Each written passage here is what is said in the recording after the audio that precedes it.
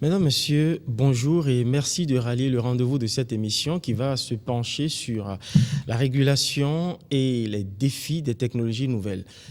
Pas facile le métier de la régulation. Il n'y a pour s'en convaincre que de se rappeler des épisodes de querelle entre le gouvernement et l'autorité transitoire de régulation d'un côté et les opérateurs GSM de l'autre par rapport au sujet des agréments, surtout des clauses financières. Et puis il y a aussi qu'à se rappeler cette querelle entre deux institutions de l'État, cette fois-ci entre gouvernement et puis haute autorité de l'audiovisuel et de la communication par rapport à l'attribution des fréquences radiophoniques et télévisuelles.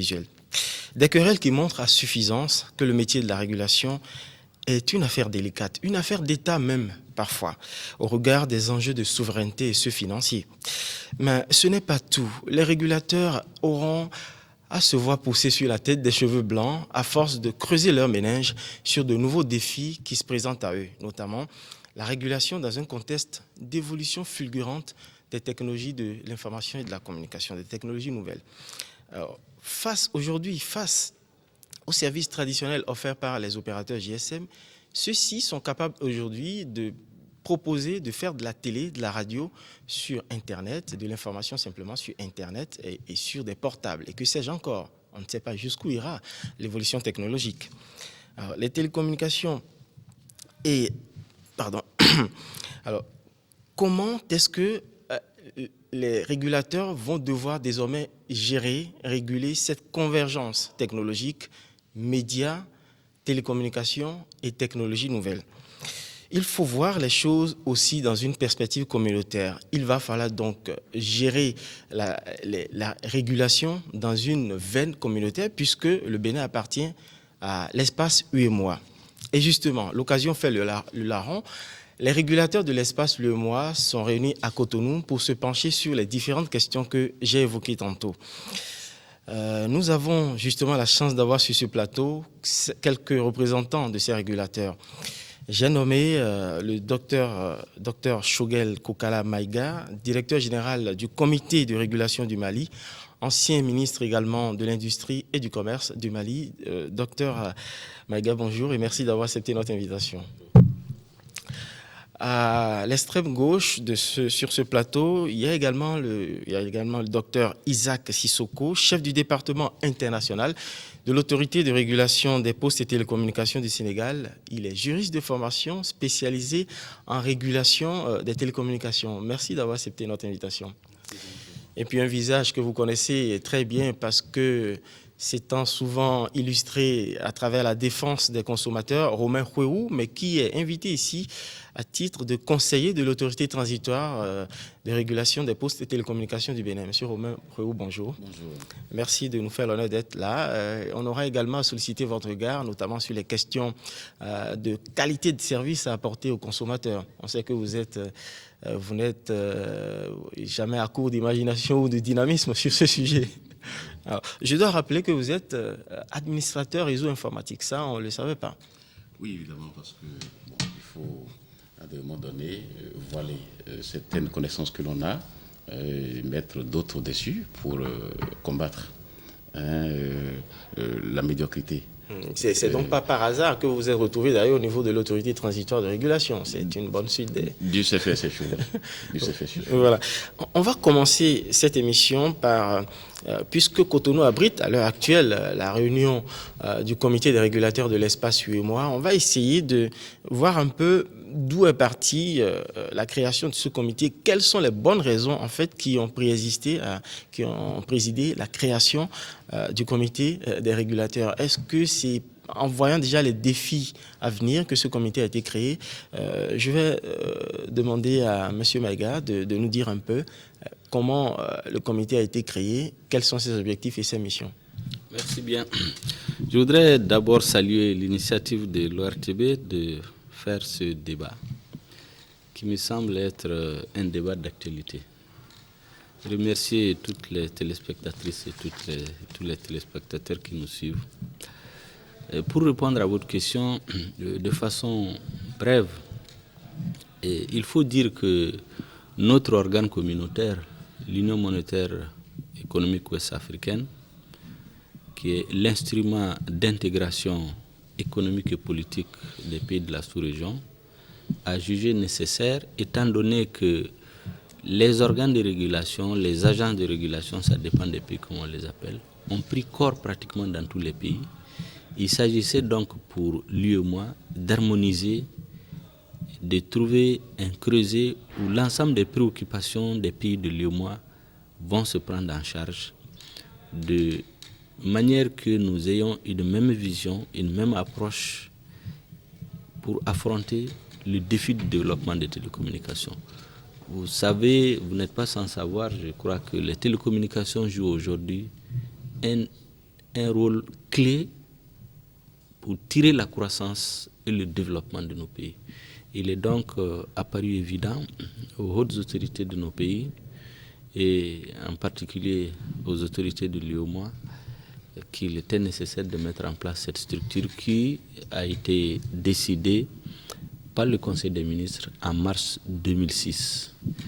Et le CERTEL a donc tenu, donc le comité des régulateurs des télécommunications de l'espace UEMOA, CERTEL, a été donc institué en mars 2006. Sa première réunion a eu lieu à Ouaga en juin 2007 et le Bénin a eu l'honneur de présider pendant la première année les activités donc du CERTEL. C'est donc à cette occasion que la deuxième réunion annuelle du CERTEL se tient au Bénin, où je dois dire que nous avons été accueillis dans les meilleures conditions. Le rapport qui a été présenté par le Bénin a eu l'adhésion unanime de l'ensemble des participants. Rarement nous avons eu un rapport succinct qui va droit au but, très peu de littérature, on est allé directement aux objectifs. Ce qui fait que les débats qui étaient prévus pour durer pratiquement 2 heures de temps ont fini en 30 minutes, tellement le rapport a pris en compte les préoccupations des uns et des autres. Voilà ce que je voudrais dire en introduction sur le CERTEL. Merci beaucoup. Mais il y a, pour coller justement au thème de cette émission, il y a un sujet préoccupant qui est sur la table et sur lequel vous allez vous pencher au cours de cette réunion de Cotonou, c'est justement la régulation des télécommunications, des postes et télécommunications dans un contexte d'évolution fulgurante des technologies nouvelles.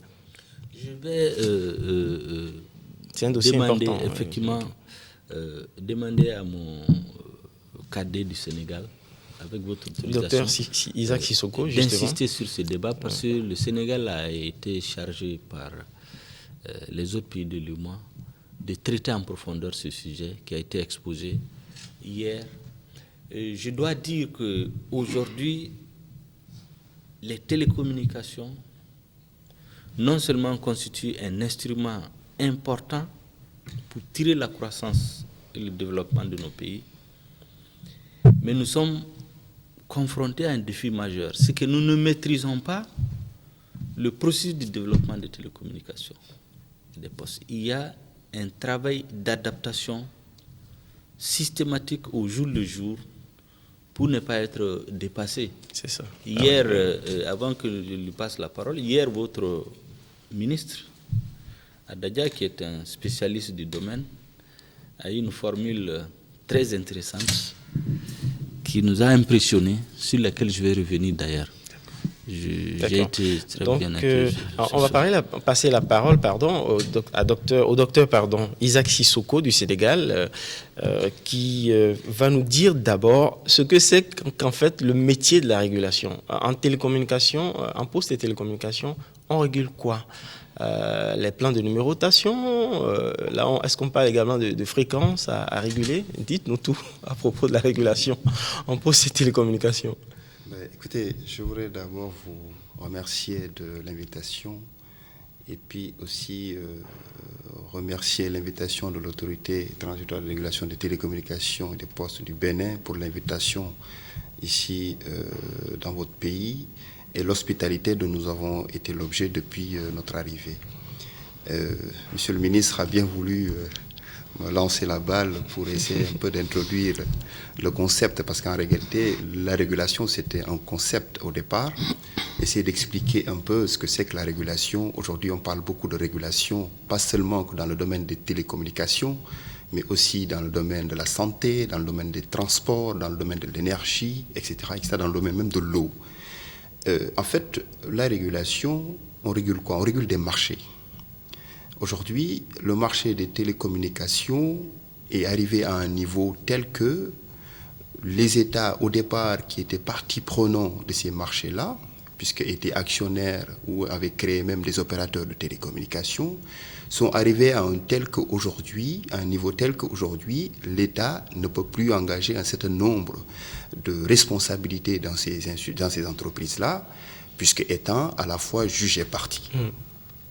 Et la concurrence est dans les choses, puisque pendant que nous continuons à avoir dans nos pays des monopoles, dans d'autres pays, surtout les pays développés, ils ont mis en place la concurrence dans ce secteur-là. Absolument. Contexte de libéralisation. Le contexte de libéralisation aidant, la mondialisation aidant, les frontières explosant, il n'y a plus de limites aujourd'hui, des grands groupes se créant, il est apparu nécessaire pour l'État de se désengager de ce secteur marchand, mais en se désengageant, il fallait trouver un moyen d'équilibrer, de continuer à préserver un certain nombre d'équilibres pour pas qu'on se retrouve face à des grands groupes qui viennent phagocyter nos économies encore fragiles. Donc la régulation, elle est partie de là. En fait, c'est la concurrence qui a été le facteur révélateur de la régulation. Et aujourd'hui, cette régulation, elle est encore jeune dans nos États. Elle commence à se mettre en place petit à petit. Nos marchés commencent à se créer, à émerger. Et la croissance, en tout cas ce qui est prévu, les meilleures statistiques que nous avons en ce moment, la croissance dans le secteur des télécommunications et des TIC dans les 10-15 prochaines années, ce sera une croissance qui va aller vers 2 chiffres. Donc les marchés en Afrique, les télécommunications et les TIC, ce sont encore des marchés très importants. Et ce sont des marchés qui attirent beaucoup d'investisseurs, qui attisent les appétits. Et la régulation est là un peu pour essayer de veiller à ce que, d'abord, on protège aussi le consommateur. Ça, c'est la première chose. La première mission du régulateur, c'est de veiller à ce que le pauvre consommateur qui est là, qui n'a pas le moyen de discuter ou de tirailler un peu, le faire avec les opérateurs hyper puissants, que ses intérêts, ses droits soient protégés. Le régulateur est là aussi pour essayer de veiller à ce que le marché puisse être équilibré, que chacun puisse faire son business, développer son business et gagner, faire des profits.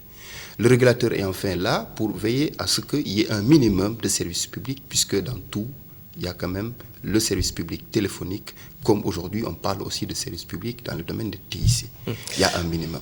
Alors, est-ce que en dehors des marchés, des agréments, des contrats dans lesquels l'État doit avoir un droit de regard à travers les autorités de régulation, les instances de régulation, est-ce que la régulation porte également sur les équipements, les types d'équipements à adopter par les opérateurs GSM pour opérer sur un territoire? Alors, ça c'est une question technique, puisque la régulation, l'objectif étant quand même de créer un environnement favorable au développement des télécommunications, au développement du marché, au développement des TIC. Effectivement, il y a des équipements. Pour opérer, il faut des équipements. Alors, dans les lois fondamentales, généralement, qui légifèrent un peu le secteur des télécommunications, il est prévu généralement des dispositions lorsque vous achetez des équipements, vous importez des équipements, vous comptez commercialiser des équipements, que ces équipements-là soient normés. Ça respecte un certain nombre de normes, parce que généralement, comme c'est des équipements de télécommunication, l'idée derrière, c'est la protection quand même de la vie privée et la protection de la correspondance privée. Et puis quelque part, en fait, c'était sous-entendu de ma part la question de la souveraineté de l'État. La souveraineté de l'État. Parce que ce n'est pas toujours les mêmes fréquences qui sont utilisées, par exemple, par certains services de l'État. Tout à fait. Je dis les renseignements, la police, l'armée. Tout à fait. Tout à fait. La régulation touche aussi Voilà, la régulation touche ça parce qu'il y a quelque part derrière aussi l'idée de protection des libertés individuelles, des libertés publiques, etc. Donc, si vous importez effectivement un équipement, il faut qu'il y ait un agrément. Mais malheureusement, ce que nous constatons, c'est que dans nos États, nous n'avons pas encore mis en place ces normes-là. Alors, ce que nous faisons, c'est que nous avons des accords avec des pays développés, tels que la France, les États-Unis, le Canada, puisque c'est essentiellement dans ces grands pays, la Chine aussi, que ces équipements sont fabriqués. Oui. pour essayer de discuter avec eux et essayer de voir dans le cadre de l'Union internationale des télécommunications quelles sont les normes standards que devraient respecter tous les équipements dans le domaine des télécommunications. Et quand l'équipement arrive, l'État, pour ce qui concerne en tout cas le Sénégal par exemple, nous donne un agrément, même si nous ne pouvons pas faire les tests pour dire qu'effectivement l'équipement respecte les normes, mais nous avons les références du pays de fabrication et ces normes-là, nous les acceptons. Qui nous offrent quelques garanties. Qui nous offrent les garanties. Alors, parlant de garanties, je vais décliner la question sur garantie de qualité de service des télécommunications au Bénin. Et là, je vais m'adresser à Romain Hueou, conseiller à l'autorité transitoire de régulation des postes et télécommunications au Bénin. Et je suis presque tenté de vous dire comment se porte la régulation de ce secteur-là au Bénin au regard de la qualité des services aujourd'hui. La question des agréments a été déjà réglée par le gouvernement qui est déjà tranquille avec les questions financières à régler avec les opérateurs. Maintenant, question qualité-service. Merci beaucoup. Je voudrais, comme mes collègues du Sénégal et du Mali, remercier la télévision pour nous donner l'occasion de partager un peu ce que nous faisons dans nos bureaux avec les populations qui bénéficient de nos services. Je voudrais souhaiter la bienvenue à mes collègues au Bénin. Et ils ont apprécié l'accueil, l'hospitalité. C'est avec plaisir. J'ai entendu le ministre également apprécier le rapport du Bénin sur le mandat que nous avons conduit depuis le début de l'année jusqu'à maintenant. Alors, la question de la qualité de service est une question importante et qui est une tâche principale du régulateur. Qu'est-ce que l'autorité transitoire du Bénin fait en cette matière? Les consommateurs ont eu l'impression, je vais être direct avec vous, qu'une fois que l'État et l'autorité transitoire de régulation ont réglé les questions financières, les consommateurs ont été abandonnés à eux-mêmes face aux opérateurs GSM qui ont pris leur revanche sur les consommateurs par rapport à la qualité de service. Et là aussi, il y a la question des équipements utilisés, etc., qui se pose. Oui. Je voulais venir sur cette question. La question de la qualité des services est une question importante. Oui. Et elle fait partie de la régulation, elle fait partie de la réglementation. Comme l'a dit le docteur Sissoko, lorsque vous autorisez un opérateur à opérer sur votre territoire, vous définissez les règles de son exercice sur le territoire. Absolument. Et ces règles-là s'appuient sur des normes qui ne sont pas élaborées par le Bénin, ce sont des normes élaborées par l'UIT. L'Union internationale des télécommunications. Et ces opérateurs-là ont la responsabilité de respecter ces normes-là. C'est ça. Sous votre contrôle. Évidemment. Ces opérateurs-là ont la responsabilité d'importer des équipements qui puissent leur permettre de fournir des services qui garantissent la qualité du service aux consommateurs. Donc, vous avez dit tantôt, dès que l'État a empoché ses sous, on a laissé les opérateurs. Non, ce n'est pas ça. Il faut dire que l'autorité transitoire de régulation des télécommunications du Bénin, après avoir conduit le processus de la reprise du secteur et d'avoir fait signer de nouvelles conventions aux opérateurs, a pris en compte les préoccupations concernant la garantie de la qualité de service par les opérateurs pour les consommateurs. Il appartient aux opérateurs d'appliquer, de respecter ces normes-là. Absolument. Il appartient aux régulateurs de veiller à l'application de ces normes-là. Mais il faut souligner un point important. Le régulateur a besoin non seulement des tests, oui, mais il a besoin également des équipements. Parce qu'aujourd'hui, la télécommunication ou les services de télécommunication ne se font plus comme par le passé. Le docteur Sissoko a dit tout à l'heure qu'il faut mettre en place des normes, il faut contrôler les équipements qui sont importés par les opérateurs, mais il faut également contrôler les services que les opérateurs offrent à travers des équipements hyper sophistiqués. Au Bénin, nous avons mis en place la réglementation qui définit les règles, qui garantit la qualité des services aux consommateurs. Mais nous n'avons pas encore, malheureusement, nous sommes les derniers à naître en Afrique. L'autorité de régulation des télécommunications a environ 1 an d'existence. Nous n'avons pas encore les équipements de contrôle. On contrôle quoi?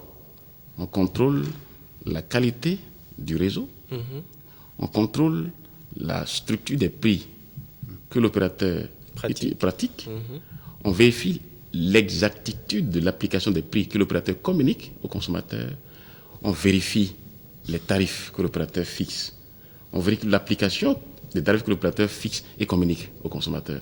Ce sont à ce niveau-là qu'on agit et on contrôle la qualité du service.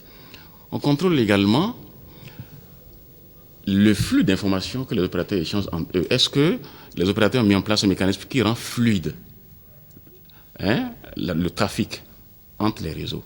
Donc, autant de choses. Il faut être équipé pour pouvoir contrôler la qualité de service à ces niveaux-là. Nous n'avons pas encore, malheureusement, totalement démunis. Ces équipements-là. Mais nous sommes sur les tests. On ne peut pas s'assurer que l'opérateur X ou Y respecte les normes de qualité de service à partir de cahiers de charges qui prévoient ces normes-là. Il faut se doter d'équipements qui le permettent. Je sais que le Sénégal en dispose, je sais que la Côte d'Ivoire en dispose, je sais que certains pays de la sous-région en disposent. Le régulateur sera fort à partir des tests que le législateur a mis à sa disposition. Et il sera également fort à partir des équipements qui sont mis à sa disposition pour contrôler le secteur, au niveau technique et au niveau économique, et au niveau financier également. Bon, qu'est-ce que vous faites au niveau de l'autorité de régulation justement pour amener l'État ou le gouvernement à vous doter de moyens? Première question. Et puis, est-ce que c'est si compliqué que ça de remarquer, de relever des distorsions au niveau des prestations offertes par les opérateurs GSM? Vous voyez tous les désagréments que vivent les consommateurs, vous aussi d'ailleurs. Oui, je continue. Je suis tellement heureux d'apprendre de vous ce que les 8 millions de consommateurs disent. Nous le savons à l'autorité de régulation des postes de télécommunications. À défaut d'avoir cet équipement-là, le système de gestion automatisé des fréquences, à défaut de l'avoir, nous sommes même déjà prêts. Juste à la fin de cette réunion du CRTL, nous irons sur le terrain, fonctionner comme le consommateur lambda, relever les informations sur la couverture du territoire telle que définie dans le cahier des charges, prendre connaissance des informations sur les prix réels que pratiquent les opérateurs et vérifier les zones déclarées couvertes par les opérateurs. Parce qu'en fait, c'est là le problème. Les opérateurs déclarent avoir couvert telle zone. Ils déclarent pratiquer tel prix dans telle fourchette de temps. L'autorité, à défaut d'avoir les équipements qui, à partir de nos locaux ou à partir de 3 véhicules, peuvent collecter ces données-là, on ira sur le terrain pour collecter ces informations-là. On viendra s'asseoir, discuter avec les opérateurs pour les rappeler à l'ordre, pour leur faire savoir qu'au regard des dispositions du cahier des charges, vous n'atteignez pas encore les prévisions en matière de qualité de service prévues dans le cahier des charges. C'est ce que nous allons faire, à défaut d'avoir les équipements. Mais il faut le souligner à nouveau. L'autorité de régulation du Bénin est jeune. Elle a commencé avec une crise dans un secteur qui n'est pas encore totalement réglementé comme il faut. Vous le savez aussi. Ça prendra du temps. Nous n'allons pas perdre du temps. Nous n'allons pas nous asseoir. La preuve, 1 an. Votre discours me paraît un peu trop politiquement correct parce que c'est pas politique. On vous a connu plus pugnace que ça. Justement, les gens pensent que le défenseur des consommateurs que je suis et que je demeurerai ne joue pas son rôle. Mais je suis dans une institution qui a ses règles de fonctionnement.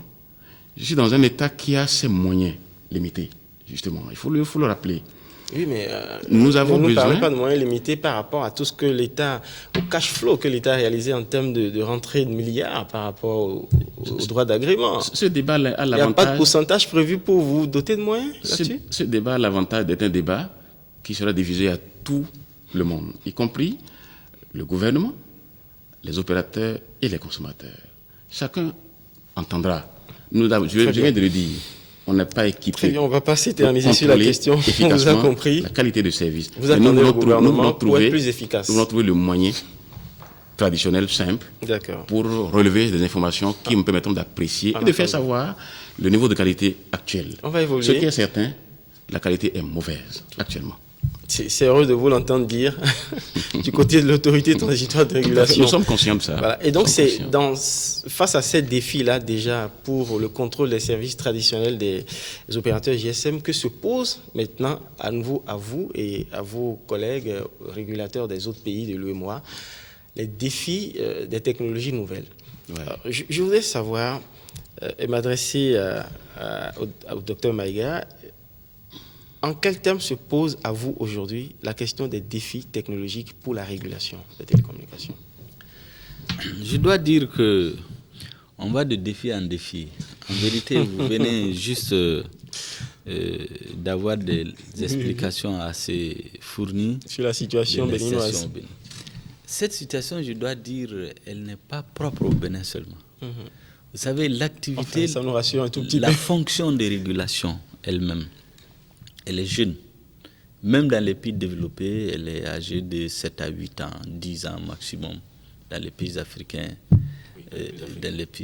Parce que j'ai participé récemment à une conférence internationale où j'ai entendu des opérateurs européens, des régulateurs, dire que sur certaines questions, ils n'ont pas pu s'entendre. Ils n'ont pas pu s'entendre avec les opérateurs, au point que la question a été transportée au niveau de la Commission européenne qui a tranché sur le plan politique. Oui. C'est pour dire une question, c'est de ne pas s'entendre et l'autre, c'est d'être prêt pour aller négocier. Oui, mais justement, c'est que l'installation des autorités de régulation dans nos pays est venue avec le processus de libéralisation du secteur des télécoms, qui est lui-même récent. Voilà. Et donc, pratiquement, c'est au rythme du processus de libéralisation, de la privatisation souvent de l'opérateur historique. C'est pratiquement à ce rythme-là que l'installation, la réglementation, la mise sur pied des instruments de vérification de l'organe de régulation s'installe. Pratiquement dans tous les pays, c'est comme ça. Plus le processus de privatisation de l'opérateur historique est lent, plus le processus de réglementation est lent dans le pays. Parce que généralement, les anciennes fonctions régaliennes que l'État avait, de contrôle des fréquences, d'attribution des numéros, pratiquement toutes ces fonctions étaient détenues dans le temps par des services de l'opérateur historique. Au fur et à mesure qu'ils sont transférés à des privés, ces fonctions sont transférées à l'autorité de régulation. C'est pourquoi ils vont de pair. Et pratiquement, vous savez, je ne dis pas que c'est au Bénin seulement, dans la quasi-totalité des pays, vous avez des problèmes de qualité de service. Il y en a qui ont été privatisés plus tôt, où ils ont eu le temps de s'équiper, qui peuvent aujourd'hui contrôler et pénaliser les opérateurs à payer des milliards. Il y a des pays où pratiquement toutes les semaines, toutes les 2 semaines, ils payent 50-100 millions de pénalités. C'est peut-être le cas au Sénégal. On reviendra plus tard pour les obliger à respecter la qualité. Parce que n'oubliez pas que les opérateurs de télécommunications, c'est des opérateurs économiques, c'est des multinationales, ce n'est pas des enfants de cœur, ils viennent chercher de l'argent. C'est pourquoi même leur introduction suivant les pays, en fonction de la situation, ils s'introduisent plus ou moins à bon compte. Dans certains pays, ils payent plus cher, dans d'autres, ils payent moins cher, il y a des révisions. C'est un processus d'apprentissage en vérité. Ce qui fait qu'aujourd'hui, on n'a pas fini avec les défis de la réglementation, qu'on est confronté aux défis du développement de la technologie, que nous ne maîtrisons pas du tout. Et l'un des sujets qui a été débattu aujourd'hui, sur lequel on est, c'est comment faire pour nous adapter aux défis technologiques. Je disais tantôt dans mon introduction qu'hier, le représentant des hautes autorités de votre pays, le ministre, a émis 2 idées forces qui me semblent, d'après son message émanant de la plus haute autorité de votre pays, qui sont les défis que les Africains doivent relever demain. Et ça, c'est tout à fait normal que l'autorité politique s'en préoccupe. C'est qu'on parle de fracture numérique entre le Nord et le Sud. Mais il y a la fracture numérique au Sud même, entre ceux qui ont le téléphone et ceux qui ne savent même pas que ça existe. Donc l'un des défis essentiels que nous avons en Afrique, c'est ce que les techniciens appellent l'accès universel. C'est-à-dire que le téléphone aille dans les coins les plus reculés. Parce que ça participe aujourd'hui du développement de l'instruction des citoyens. Donc, le défi du service universel. L'autre défi, et là je rejoins la question que vous posez, c'est le défi des technologies. Nous ne fabriquons pas de technologie. Donc ce que nous devons avoir, c'est la ressource humaine pour savoir ce qui se fait, pour connaître afin de les adapter chez nous et pouvoir bien les utiliser. Donc le défi de la formation des ressources humaines. Pratiquement dans la quasi-totalité des pays, avec la privatisation et le démantèlement de l'opérateur historique, les écoles de formation ont été pratiquement laissées à elles-mêmes. Donc l'un des défis aujourd'hui, après l'expansion des télécoms dans le pays, c'est le défi de la formation pour que les hommes que l'État a à sa disposition, qui siègent dans les organes de régulation, soient au moins à égalité de connaissances. Parce que pour pouvoir contrôler quelqu'un, il faut au moins connaître au même titre que lui. Maintenant, sur les aspects purement des équipements, vous avez aujourd'hui la convergence entre la voix, l'image, Internet, avec tous les équipements qui changent pratiquement tous les 3 ou 4 ans. Aujourd'hui, on est en GSM. Dans quelques années, on va parler des équipements 3e génération. Bon, ça veut dire qu'il faut en permanence, premièrement, être à un bon niveau de formation. Deuxièmement, que la réglementation puisse anticiper sur ces développements technologiques pour adapter les lois et règlements dans le pays et avoir des ressources humaines de qualité pour pouvoir exploiter au plus grand bénéfice des populations. À ce sujet aussi, d'ailleurs, comme c'est le thème de la rencontre de Ouagadougou, nous l'avons éclaté en sous-thème. Le thème spécifiquement concernant comment prendre en charge les défis du développement technologique par les régulateurs, nous l'avons confié au Sénégal, comme je l'ai dit en introduction. Je souhaiterais ici le docteur... Au Sénégal, justement, parce que le Sénégal joue un rôle avant-gardiste dans ce domaine, non, si je ne m'abuse. Oui, parce que le processus de privatisation chez eux est allé plus tôt. Je crois qu'il y a plus de 10 ans que l'opérateur historique a été privatisé. Quand ils ont privatisé avant les autres, naturellement, les questions de régulation ont été prises en charge plus tôt. Le Mali est venu... on est actuellement, l'opérateur historique, la privatisation va se faire, mais le processus d'ouverture du secteur s'est opéré à 7 à 8 ans. On est relativement avancé, mais il faut reconnaître que les défis aujourd'hui, les défis que nous avons, ce sont ce que je viens de citer, plus l'aspect technique que je crois que mon collègue... Merci beaucoup. Avant de poser, merci d'avoir défini un peu en quels termes se posent les différents défis qu'apportent les technologies nouvelles, même en termes d'opportunités, mais en même temps en termes de défis. Avant de poser la question à Romain Houéou pour savoir si au Bénin, la législation anticipe déjà sur la réglementation des contenus et contenants en matière de technologies nouvelles, je vais demander à votre collègue sénégalais, puisqu'il a d'ailleurs fait un exposé, une communication sur les défis que posent les technologies nouvelles à la régulation, de savoir si au Sénégal, il y a déjà une réglementation pour contrôler un peu, réguler les flux d'informations qui passent sur Internet, en tout cas réguler Internet, télécommunications et médias. Oui, bien sûr que, en fait, nous avons au Sénégal, nous avons adopté une série de lois sur la cybercriminalité, sur la protection des données à caractère personnel et sur le e-commerce et même sur la e-administration. Le problème des défis que pose l'évolution technologique, c'est que la réglementation, comme l'a dit tout à l'heure le ministre, ne peut pas suivre au même rythme. Lui, il a parlé de chaque année, moi je dirais même tous les 6 mois, les technologies changent. Aujourd'hui, on parle de 3e génération, mais moi je dis même qu'on parle de 4e génération déjà, dans le domaine des technologies. Alors, qu'est-ce que doit faire le régulateur face à un environnement qui évolue à une vitesse si fulgurante. Voilà. Alors, le régulateur, je pense que le régulateur doit être proactif. Ça veut dire quoi? Ça veut dire qu'il faut adopter la démarche inverse que nous avons eue jusqu'à maintenant, c'est-à-dire jusqu'à maintenant, on légifère, on réglemente avant de permettre l'activité de se faire. Aujourd'hui, nous sommes dans un environnement qui n'a plus le temps d'attendre que les lois soient votées, que les décisions soient prises, que les décrets soient signés, avant que le produit ou le service soit offert sur le marché. Donc le régulateur doit adopter la même démarche que les anglo-saxons, ce que j'appelle moi la soft law.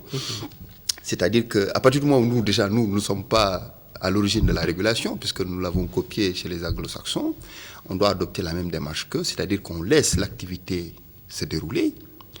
On regarde, on lui laisse le temps de maturité, on observe et après on prend les décisions qu'il faut prendre pour encadrer. encadrer, parce que l'objectif, c'est d'encadrer le marché. Oui, l'objectif, c'est de veiller à ce que chacun conserve ses intérêts, que les uns ne piétinent pas les autres ou que les uns n'abusent pas de leur position par rapport aux autres. Mais ce que je voulais juste, pour terminer, c'est ces questions de... monsieur le ministre a parlé tout à l'heure de la fracture en Afrique. Numérique, Le sommet de Kigali en 2007, les chefs d'État ont adopté un certain nombre de recommandations et ont incité tous les États africains d'ici l'horizon 2012 voire 2015 à réduire la fracture numérique. Le sommet, ça s'appelait Connecter l'Afrique. En faisant quoi concrètement? D'abord, ils ont initié un certain nombre de projets. Moi, je mettrais juste l'accent sur quelque chose qui me paraît fondamental, c'est-à-dire le partenariat public-privé. Aujourd'hui, nous sommes face à des technologies qui arrivent, nous sommes face à des grands groupes qui viennent, qui intègrent le marché, qui font leur business, qui gagnent des parts de marché considérables, mais tous les revenus que cela, toutes les recettes que cela génère vont dans d'autres pays et ne restent pas en Afrique. Il faudrait que les Africains arrivent à un moment donné à se mettre autour de la table, à prendre le défi de ces évolutions technologiques, de ces technologies, d'abord en ayant des ressources humaines qui sont formées, comme l'a dit tout à l'heure le ministre, mais aussi en ayant une volonté politique pour prendre vraiment en charge les problèmes de l'Afrique. Connecter l'Afrique, ça ne doit pas être, à mon sens, compliqué. Nous avons la chance, pour nous, ce qui concerne l'espace UEMOA, d'avoir une zone géographique qui n'est pas très escarpée. Je prends le cas du Bénin. Le Bénin, ce n'est pas un grand pays, ce n'est pas avec des montagnes. Donc les technologies qui doivent être mises en place pour couvrir le pays ne doivent pas, à mon sens, être très compliquées. Ce n'est pas le cas du Nigeria, par exemple, où le territoire est vaste, vous avez des montagnes, ou pour relier deux communes, voire deux villes, ça reste encore compliqué. Je ne suis pas ingénieur en télécommunications, mais j'étais là-bas pour voir un peu les difficultés qu'ils ont pour avoir une couverture, déployer les réseaux. Donc, je veux dire, pour nous, ce qui concerne l'espace UEMOA et surtout dans le cadre du CERTEL, on doit pouvoir trouver les moyens d'harmoniser un peu les législations, d'ouvrir un peu le secteur à ce que l'investissement puisse se faire dans des conditions quand même qui sont à l'avantage de nos pays, d'ouvrir le secteur de sorte que les technologies puissent venir et non pas essayer de les freiner, puisque nous avons tous dans nos différentes législations adopté une des garanties fondamentales qui est devenue aujourd'hui un principe général de la régulation, à savoir qu'il y a la neutralité technologique dans la réglementation. On n'impose pas à l'opérateur à qui on va donner une licence une technologie particulière. La licence qu'on lui donne ou l'autorisation qu'on lui donne doit lui permettre d'utiliser la technologie la plus appropriée, la plus adéquate et qui coûte peut-être le moins cher pour lui permettre rapidement d'opérer. L'essentiel, c'est que le secteur se développe, que ça génère des revenus, que ça génère de la valeur absolue, que ça génère des emplois et ça génère de la richesse pour l'État. Puisqu'on parle des défis, et M. Maïga avait évoqué tout à l'heure le défi de la formation des ressources humaines. Pour faire des lois, il faut déjà au départ que les législateurs aient devant eux des spécialistes, des gens éclairés, pour les éclairer également. Est-ce qu'au Sénégal, on peut dire qu'il y a une masse critique d'ingénieurs télécoms, en tout cas de spécialistes en télécommunications, et puis spécialisés aussi en technologies nouvelles pour aider, accompagner ce mouvement législatif? Alors on est pratiquement, on est pratiquement au même niveau que tout le monde. Je veux dire, on a besoin de ressources humaines, on a besoin de formation. Nous, au Sénégal, ce qu'on a essayé de faire, c'est indépendamment du fait qu'il faut des ingénieurs, il faut des spécialistes en TIC, il faut aussi former les régulateurs dans le nouveau métier de régulation. Parce que ce n'est pas que d'être ingénieur télécommunications ou spécialiste des TIC pour comprendre et concevoir, l'appréhender la régulation. Donc il faut de la formation.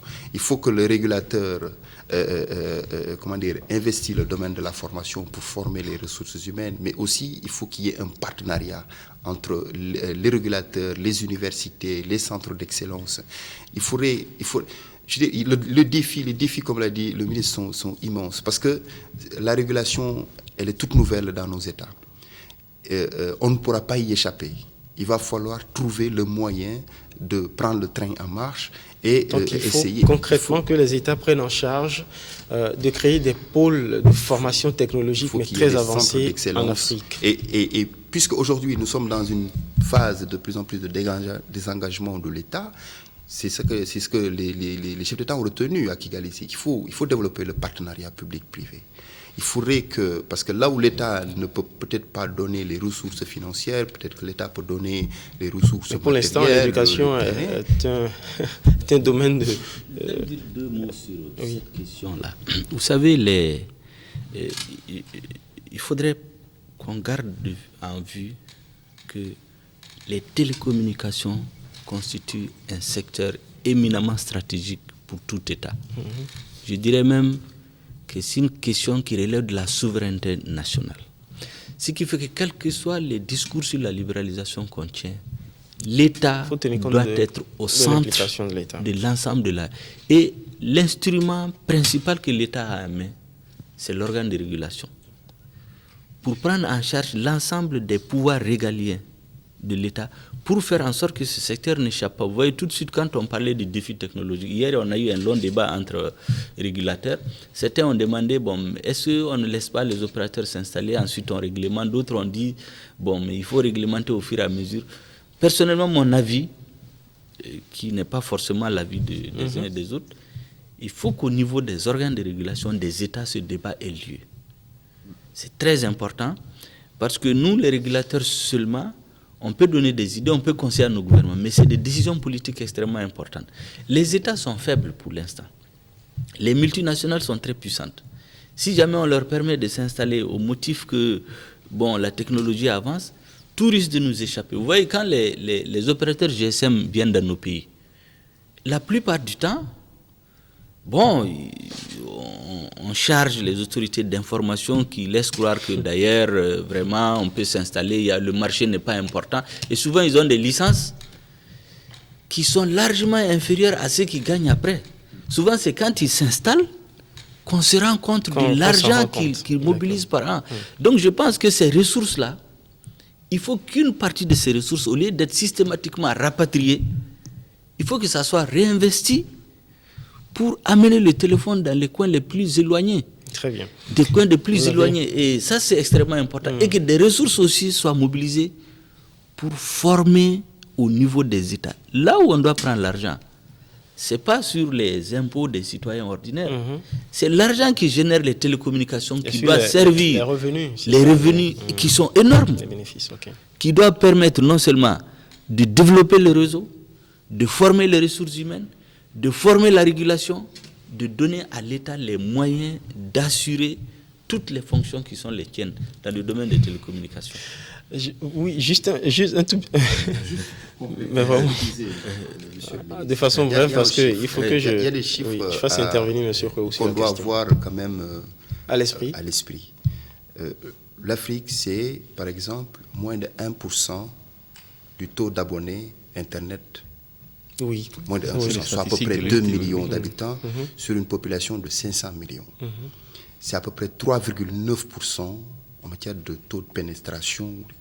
Donc, là où dans d'autres pays, c'est 80% au Japon, 100% en Europe, 40% en Chine. Ça donne une idée concrète de ce qu'on appelle la fracture numérique. La fracture numérique. Et ce qu'il a dit, ça, ces pays, ils sont arrivés à des chiffres de ce genre, 80-100%, c'est parce que l'investissement se fait dans ces pays-là, les revenus que ça génère restent dans ces pays. Très bien. Tant qu'on n'aura pas réussi à... Vous appuyez le plaidoyer de M. Maïga. Romain Koué, vous êtes administrateur de réseaux informatiques. Ça m'intéresse beaucoup parce qu'on parle de la question de la qualité des ressources humaines, de la formation des ressources humaines. C'est un défi entier au Bénin, sans doute. Mais à côté de ces défis-là, de ce défi également sur le plan de la législation, il y a également le défi institutionnel. Et puis, la question de la gestion des contenus et du contenant. À l'horizon 2015, on va assister au tout numérique. Est-ce qu'au Bénin, on est prêt pour ça? Merci. Et je pense que je vais revenir sur le défi rapidement parce que c'est important. C'est le cœur même du débat et le cœur des enjeux. Et vous avez dit, en 2015, les industries ne doivent plus produire des télévisions cathodiques, enfin écrans cathodiques. Elles vont arrêter. On va passer au numérique. Donc, ça s'impose. Il s'impose aux États de prendre leurs responsabilités. En termes de défis, je pense que je vais peut-être accompagner ce que le ministre a dit. Les ressources humaines, il le faut. Il le faut, mais il le faut à divers niveaux. Surtout au niveau des instances de prise de décision. Vous savez, à l'UIT, qui élabore les normes. Moi, j'ai eu la chance de participer à une réunion de l'UIT, j'ai été surpris et scandalisé. Les Africains ne participent pas aux réunions de l'UIT sur la normalisation. Parce que c'est à ce niveau-là où les équipementiers, ceux qui vendent les équipements aux opérateurs, se regroupent, les opérateurs se retrouvent, les régulateurs sont autorisés à se retrouver, mais les Africains ne sont pas présents. Pourquoi? Parce que c'est déjà à ce niveau. Il n'y en a pas suffisamment de qualifiés pour aller discuter là-bas. Je pense. C'est déjà à ce niveau que le débat de base se mène. Quel type d'équipement il faut mettre en place pour le secteur? Quelles sont les règles qu'il faut qu'on s'impose pour leur utilisation? C'est à ce niveau. Il faut qu'on ait des ressources humaines qualifiées, capables de participer à ces travaux-là. Première chose. Deuxième chose, les États sont dans le rôle de la sécurité, des investissements et du cadrage des secteurs. Et ils ont aussi l'obligation de mettre en place les grosses infrastructures, parce que après les ressources humaines, il faut les grosses infrastructures. Ensuite, il faut le courage d'opérer les réformes institutionnelles, parce que la régulation des télécoms, telle que ça se passe aujourd'hui, c'est la régulation du contenant. Mais la régulation du contenu s'impose dès l'instant que le citoyen aura la possibilité de regarder son journal télévisé sur son ordinateur, de lire son journal sur le même écran de l'ordinateur, d'écouter la radio sur le même ordinateur. Donc il y a une intégration des technologies. Le même support sert à acheminer diverses catégories d'informations. Chez nous, c'est la HAC qui régule le contenu. Absolument. Et la jeune autorité de régulation régule le contenant, avec les moyens dont elle dispose. Donc, il appartient aux États d'avoir le courage d'opérer les réformes institutionnelles qui s'imposent aujourd'hui, parce que la régulation à l'ère des TIC veut que le contenant et le contenu se régulent par la même instance. Elle peut être soutenue, c'est-à-dire que les ressources humaines au niveau de ceux qui régulent le contenu, les ressources humaines au niveau de ceux qui régulent le contenant, se voient obligés de travailler se mettre ensemble. Donc, c'est à ce niveau-là que... Vous proposez peut-être que la HAC disparaisse ou peut être phagocytée par l'autorité de régulation. Ce n'est pas ce que je dis. J'ai parlé de courage, de réforme institutionnelle qu'il faut opérer. Parce que si on ne va pas vers ces catégories-là, c'est-à-dire de réforme, il faut former les ressources humaines capables de participer aux réunions de prise de décision. Il faut former les ressources humaines capables de mettre en place la législation appropriée pour assainir le secteur et le suivre. Avoir déjà des spécialistes en droit de la régulation. Puisque la régulation est à 60% du droit. Et les 40% autres reviennent à l'économie et aux techniques. Donc il faut former les ressources humaines capables de mettre en place les tests qu'il faut. Les ressources humaines, il faut que les États acceptent d'investir dans les grosses infrastructures. Ce n'est pas les privés qui vont le faire. Ils ne le feront pas comme il faut. Et ça, c'est du rôle des États. Cela paraît important, mais ce qui fait que ça traîne, nos États traînent, c'est parce que tout simplement, le secteur des télécommunications n'était pas perçu comme un secteur stratégique. Et or, c'est un secteur que je dis toujours est plus rentable que les hydrocarbures qui nous font chier aujourd'hui, les hydrocarbures. On a intérêt à avoir beaucoup plus un regard sur les réformes qu'il faut qu'on opère dans ce secteur-là. Sinon, qu'est-ce qui va se passer? L'Internet est arrivé, l'Afrique n'a pu être présente sur ce réseau. L'Afrique est en train aujourd'hui de se rattraper. Nous allons vers aujourd'hui la numérisation des trafics, ce qu'on appelle la migration des réseaux. C'est-à-dire que tout sera numérique. Donc la télévision, enfin les médias, ont à nouveau une opportunité à saisir. Produire moins cher et être présent sur le réseau. C'est un enjeu majeur parce que dès l'instant que nous n'allons pas mettre en place les infrastructures qu'il faut, On ne va pas mettre en place les formes et les ressources humaines qu'il faut. On ne va pas être présent au niveau des instances où les grandes décisions se prennent, où on négocie même les règles qui doivent régir les secteurs économiques tels que les télécommunications. On est perdu. Le ministre voulait rappeler... Le risque, c'est qu'on se voit coupé du monde, en fait. Non, ce n'est pas qu'on se voit, on sera perdu, tout simplement. Parce que si vous n'êtes pas présent, on ne vous connaît pas. Or, lorsque vous êtes présent, vous avez la possibilité de faire savoir que vous existez. Vous pourrez négocier, vous pourrez proposer des choses sur le marché. Mais si vous êtes absent, parce que vous n'êtes pas capable de négocier, parce que vous n'avez pas les infrastructures capables d'offrir la possibilité aux opérateurs de se mettre sur le secteur et de vendre du service aux populations, mais vous êtes perdu.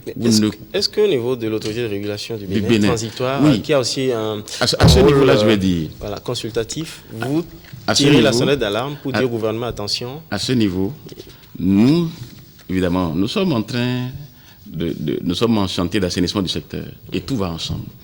Le gouvernement du Bénin est en train de travailler sur la lettre de politique sectorielle. Le gouvernement du Bénin est en train de travailler sur le code des télécoms.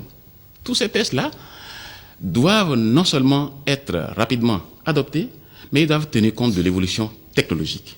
Pour l'instant, on ne parle plus de la régulation des télécoms, on parle de la régulation des communications électroniques. Donc, on doit aller vite, et aller vite, mais bien. Il faut réguler, il faut laisser le secteur se développer et réguler après. C'est une approche. C'est le système anglo-saxon qui a cette méthode. C'est-à-dire qu'on laisse les gens s'installer, mais on met de l'ordre après. Mais le système francophone ne fonctionne pas comme ça. On met les tests et on dit, voilà, vous allez vous mettre dedans. Mais l'inconvénient... Quitte à ce que les tests soient dépassés. L'inconvénient, c'est que nous sommes dans le domaine technologique qui avance très vite. Voilà. Je pense qu'il vaut mieux fonctionner comme ceux qui font et qui marchent. La régulation a commencé il y a longtemps, il y a des dizaines d'années. L'Afrique est toujours en retard. L'opportunité que nous avons, c'est de tirer l'expérience, les mauvaises, les conséquences heureuses et malheureuses des autres pour faire notre politique. C'est ce que je pourrais dire par rapport aux défis qui sont là et qu'on doit relever. Le Bénin est en retard, le Bénin est très en retard dans le domaine de réforme des télécommunications, mais notre président, il veut faire du Bénin un quartier numérique de l'Afrique. Oui, c'est une ambition. Il faut que l'administration l'accompagne. Ça, c'est important. Parce que moi, mon passage à l'autorité de régulation m'a permis de comprendre que entre la vision politique et la mise en œuvre de cette vision-là, il faut un accompagnement, il faut une adhésion de tout le monde, l'administration, qui comprend les techniciens, les juristes, tout le monde. Il faut également l'adhésion des acteurs économiques. Parce que c'est à ce niveau-là, si nous inscrivons dans la contradiction permanente, on perd du temps. C'est cela. Merci beaucoup, Monsieur Romain Fouou. Monsieur Maïga, vous voulez intervenir, mais je voudrais quand même que vous signalez qu'on est pratiquement à la fin de l'émission, donc vous allez faire bref et répondre maintenant à la question du défi ou de la menace. Je ne sais pas en quel thème présenter ça. Est-ce que c'est une opportunité du réseau du réseau unique, le One Network. C'est à l'ordre du jour aussi de votre session. La première des choses, c'est qu'est-ce qu'il faut faire aujourd'hui pour le développement des télécoms. Vous savez, les investissements massifs qu'il faut faire, la formation des ressources humaines, l'équipement des organes de régulation, tout cela, en fait, quand vous le ramenez avec, c'est des points d'argent. Oui, justement, où trouver les points d'argent. C'est pour ça que je disais au début, il faut chercher l'argent là où il y a l'argent. Voilà. Quand on dit les États c'est quoi? C'est les impôts du pauvre paysan. Et puisque le secteur génère beaucoup d'argent, il faut que les opérateurs génèrent de l'argent. Voilà. Il faut que les États s'organisent pour faire les réformes nécessaires pour que ce soit le secteur qui produise l'argent qui doit être réinvesti dans le secteur pour le développer. Très bien. L'argent permet de gagner de l'argent. Par exemple, au Bénin, lorsque vous mettez en place les équipements de contrôle de gestion des fréquences de façon automatisée, quand l'accès à l'international, il y a des taxes que l'État peut percevoir sur le trafic. Si vous ne mettez pas en place les équipements appropriés, vous perdez cet argent-là. Et c'est le cas du Bénin actuellement. Mais le problème, c'est que dès le départ, quand les opérateurs s'installent, mais il faut créer les conditions pour que l'argent, même pour faire le démarrage, là, ça vient des opérateurs. Parce que les États n'ont pas d'argent. Moi, j'ai été ministre dans un gouvernement. Quand vous dites à l'État de trouver 1 milliard, 2 milliards pour une opération, mais c'est très difficile. Mais quand vous demandez aux opérateurs de les trouver, quand ils font 20, 30, 40 milliards de bénéfices par an, Mais il faut s'organiser, discuter avec eux. Il ne s'agit pas de leur imposer. Pour trouver l'argent dans le secteur, pour trouver les 2 milliards, les 10 milliards à investir. Donc, financer ces réformes-là avec l'argent que génère le secteur. Des télécoms. Puisque de façon indirecte, c'est les consommateurs, en fait, même qui... en vérité, quand vous regardez, quand le paysan qui a $1 de revenus par jour téléphone quand même, c'est une façon de collecter. Les télécommunications aujourd'hui, le plus grand collecteur d'impôts dans le pays. Mais il faut qu'au lieu que le tout soit rapatrié, il faut qu'il soit investi dans le pays. Maintenant, concernant les réseaux uniques, effectivement, il y a un problème aujourd'hui que le Mali va exposer d'ailleurs. C'est nous qui faisons l'exposé à la réunion. C'est le système des réseaux uniques. Terre à terre pour vous expliquer. Aujourd'hui, au Mali, nous avons une filiale de Orange. Ils ont le roaming, par exemple, les réseaux uniques. Un abonné Orange, tu as le numéro au Mali, vous vous retrouvez au Sénégal, en Côte d'Ivoire, partout à Orange, vous téléphonez comme si vous êtes au Mali. La communication internationale n'est pas facturée. La société de télécommunication du Mali a porté plainte. Moi, j'étais en son temps ministre du Commerce et de l'Industrie. J'ai saisi le comité chargé de la concurrence dans notre pays, qui a fait un rapport là-dessus. Pour que nous ne tranchions pas, on a transmis ça à la commission de l'UEMOA, qui a envoyé une équipe qui a fait une analyse. Avec cette analyse, nous avons saisi l'autorité de régulation du Sénégal. On est à ce niveau, on n'a pas terminé de vider le dossier. Mais il faut qu'au niveau politique, qu'on s'entende. Parce que la partie de la communication internationale, on se demande, elle n'est pas payée. Oui. Est-ce que vous voyez ça comme le réseau unique comme une menace? Je pense qu'il faut réglementer. Parce que dans l'absolu, c'est bien pour les consommateurs. Mais on ne peut pas, parce qu'il faut mettre les opérateurs dans les mêmes conditions de compétition. Au Sénégal, il y a 3 ou 4 opérateurs. Pourquoi c'est Orange seulement qui pourra créer un service où son abonné à Bamako, en Côte d'Ivoire, puisse se téléphoner comme si...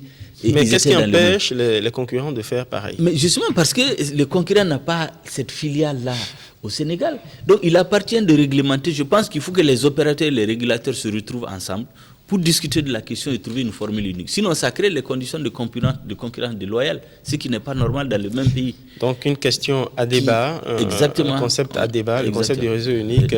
Les multinationales le font maintenant, MTN le fait et Orange le font, mais tout le monde ne peut pas le faire. Merci beaucoup. Oui. Je considère justement votre intervention là comme votre dernière prise de parole parce qu'on est pratiquement à la fin. Docteur Issa Sissoko, sur le réseau unique. Oui, effectivement, comme il a dit, Monsieur le ministre... Vous êtes consulté maintenant, dernier reçoit pas le Mali. Oui, on est voisins, donc forcément. Oui. Mais le concept de réseau unique pose en fait aujourd'hui le problème des multinationales.